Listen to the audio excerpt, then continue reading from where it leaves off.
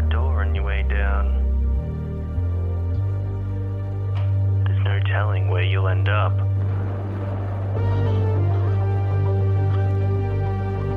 Can you make it through? To the night's end. I'll see you soon.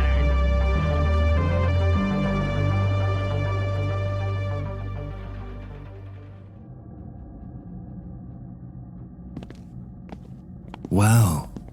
Remind me never to go near the ocean. Those mermaids seem like nasty creatures.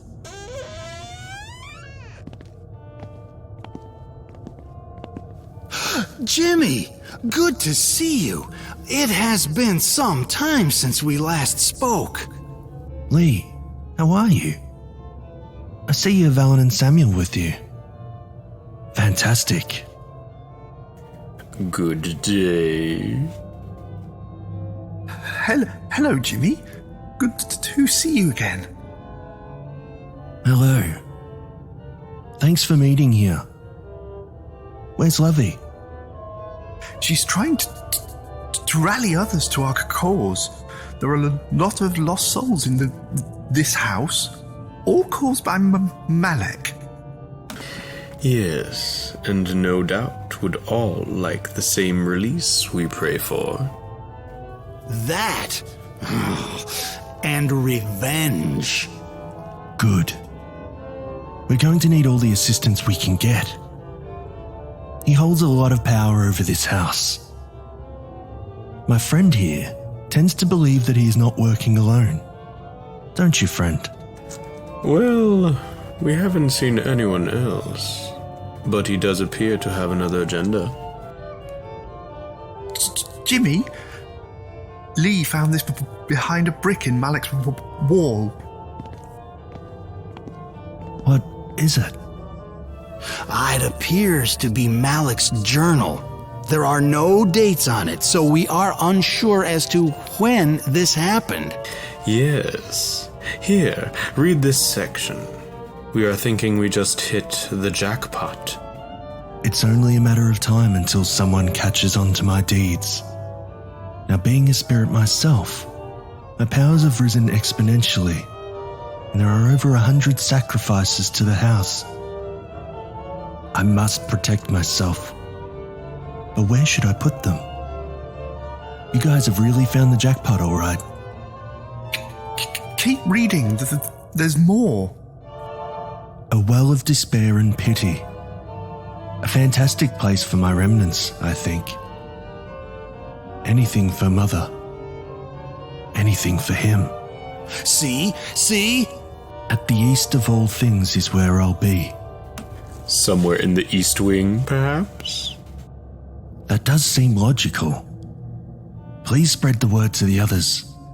Break out and search the Eastern Wing. We'll have to reconvene with findings. Agreed.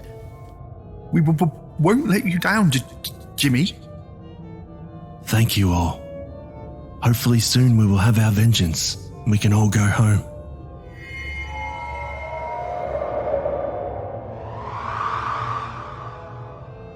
Well, friend, our biggest clue yet. We are getting close, I think. Touch this book. I can feel some energy coming off it.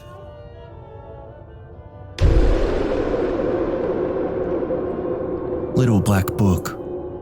Written by Caitlin Marceau. Narrated by Jasmine Arch.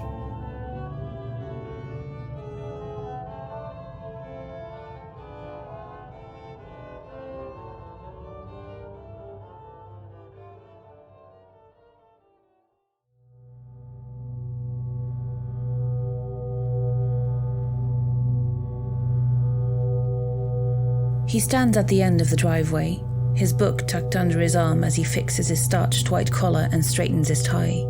He then picks a bit of lint off his beige khakis, takes a deep breath, and marches up the walkway.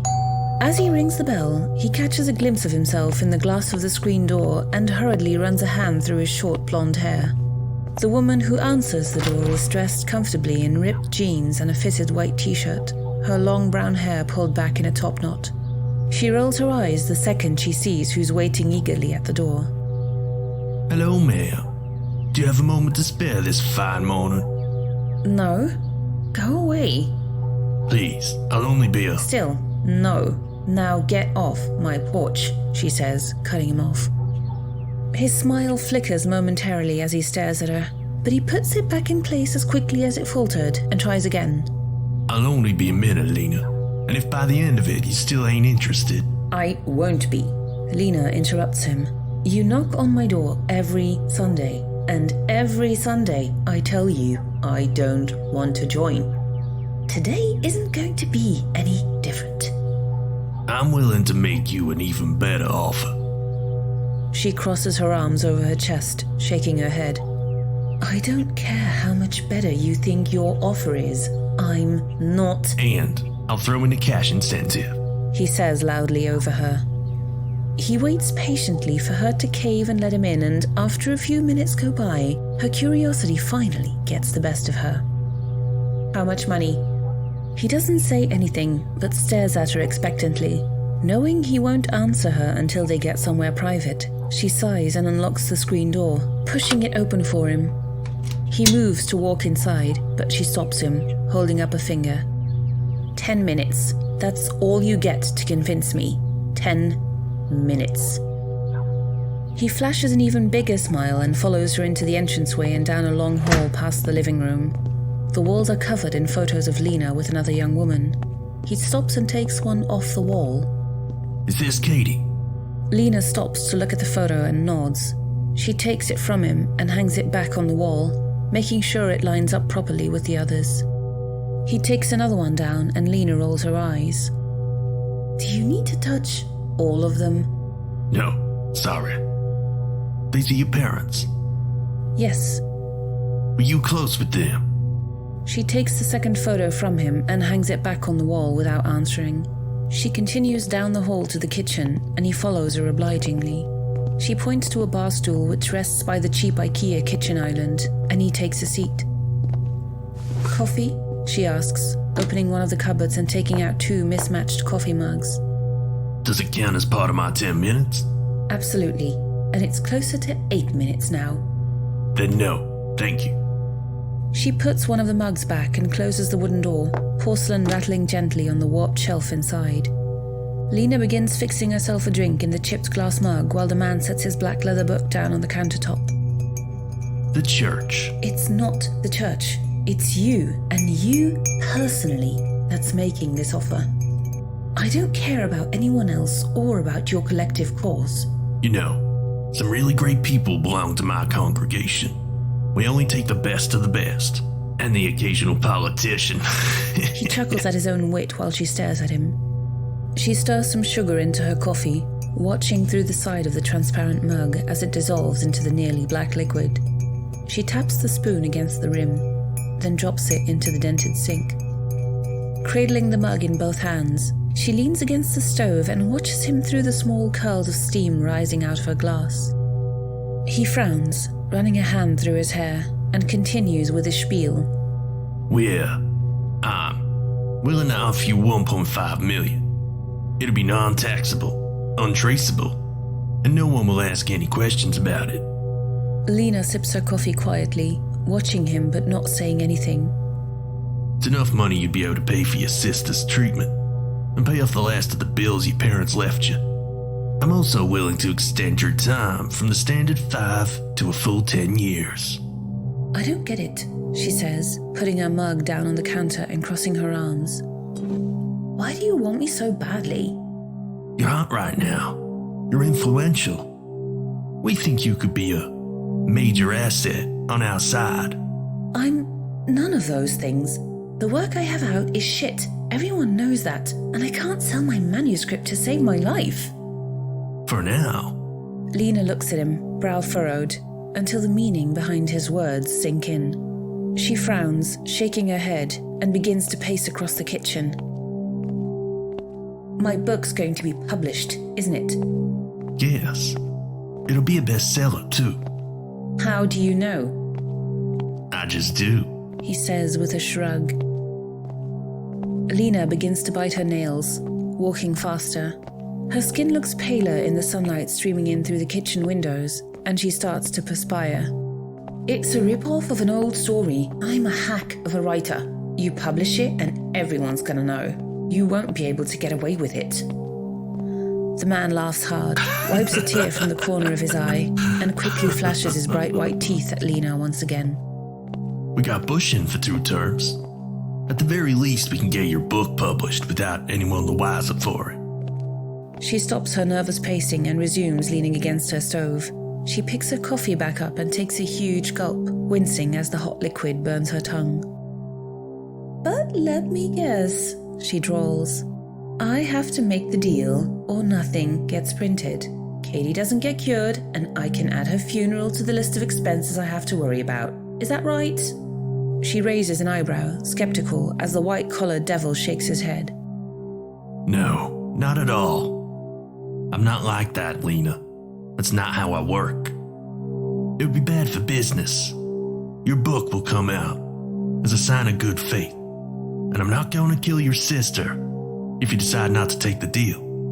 I won't be able to take away her cancer, but I won't simply take her life. Besides, that's his job. The man stands up and crosses the room until he's only a foot away from Lena. She leans back against the counter, heart pounding, as he reaches a hand towards her. He chuckles and opens the cupboard behind her head, getting himself a mug.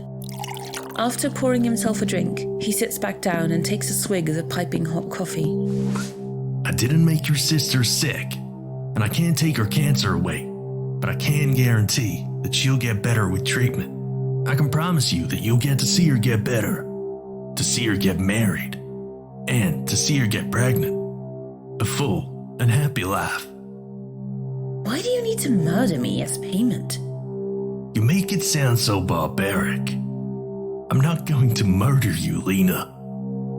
In a decade's time, you'll go to sleep and simply won't wake up. You won't even realize you haven't woken up. You'll just stop being.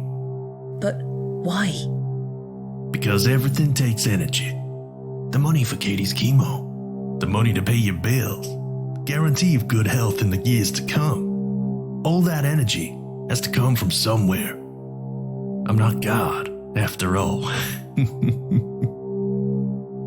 After a long pause, Lena shakes her head. I'll just use the money from my book to pay for my sister. And if it's not enough, then I'll figure something out. She might get better without your help. He nods, frowning slightly. She might, or she might get worse. No one knows for sure. Lena closes her eyes and rubs them with one hand. She can feel the headache forming under her skin, pounding at the grey matter of her brain and throbbing from behind her eyeballs down to the base of her skull. I know it's a lot to consider, but be realistic here. Your sister is going to die without my help. Without your help. So take the deal. Help recruit for my church. And enjoy being the biggest thing since James Frey in the time you have left. Lena chugs the last of her coffee and puts the cup on the counter. She opens one of the small cupboards above the stove and takes out a bottle of Irish cream. She unscrews the cap, pours it into the dirty mug, and lifts it to her lips. No. The man shouts, voice so thunderous that the glass window panes vibrate, and he stands up so fast that he knocks the stool over. Lena drops the cup, startled, and stares down at the liquor spilling across the counter from the shattered glass. She turns to the man, pale and trembling, only to see his face twisted with rage. The fine lines in his face are suddenly far deeper, his bright teeth yellowed and rotting with age, and his cheer and empathy replaced with something sinister and greedy.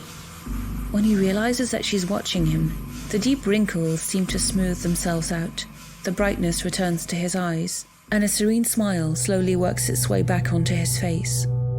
Sorry, he says placidly. He moves his hand in a sweeping motion, and Lena turns to see the mess has disappeared, a restored cup of liqueur waiting for her on the scratched countertop. She looks back at the man and sees the bar stool sitting undisturbed in its place next to the island, and she clutches at her chest. Being under the influence of drugs, alcohol, or intimidation nullifies the contract. A sip is enough to make the deal non-binding. And I don't think either of us wants that, do we? Lena shakes her head slowly.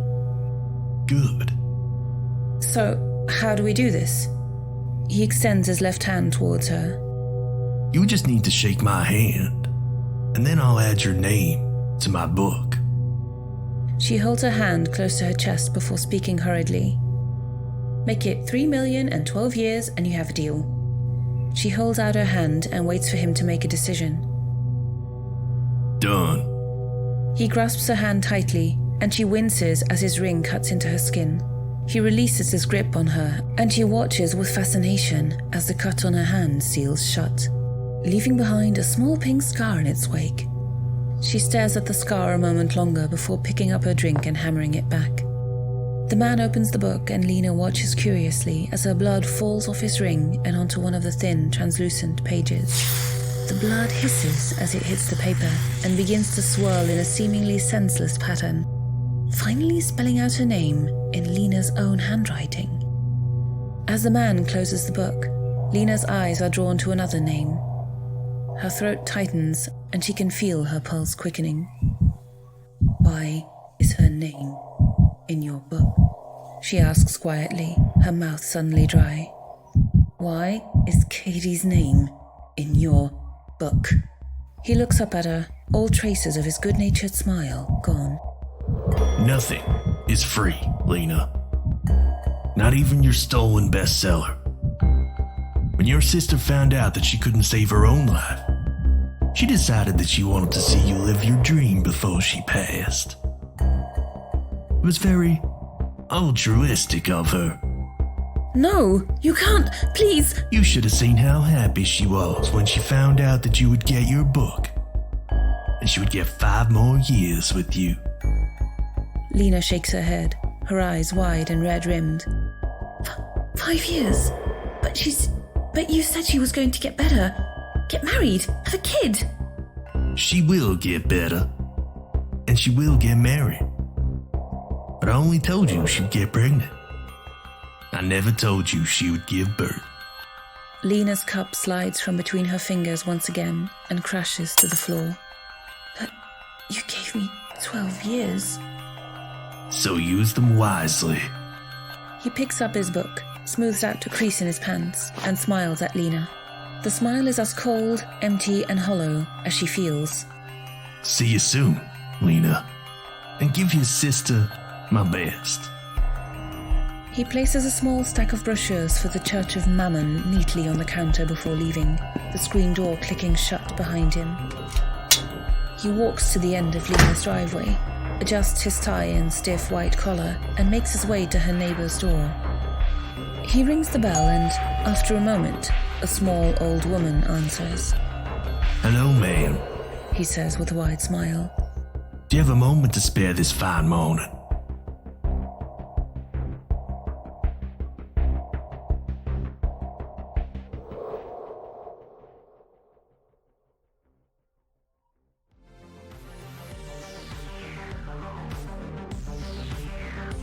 You've been listening to the Night's End podcast, which is a production of Dissonance Media. Little Black Book was written by Caitlin Marceau and was originally published in Women in Horror Annual 2016. Caitlin's works have also appeared on other podcasts such as Tales to Terrify, Pseudopod, and The Wicked Library. For more details on her published works, head over to caitlinmarceau.ca or follow her at Facebook, Twitter, or Instagram at Caitlin Marceau. This episode was narrated by Jasmine Arch, a writer, poet, narrator, and podcaster with chaos for brains and way too many dogs in her house. Find out about her or her work, or sign up for her newsletter at jasminearch.com. Samuel was performed by Mike Ricard from the Stories of Strangeness podcast. Alan Mortain was performed by David Martinez. Lee Mortain was performed by Falconetti. Jimmy Horrors was performed by James Barnett. This episode was edited and produced by James Barnett. If you enjoyed this episode, we would really appreciate it if you could leave a 5-star rating and a review. It means the world to us. And as always, stay horrific, everyone.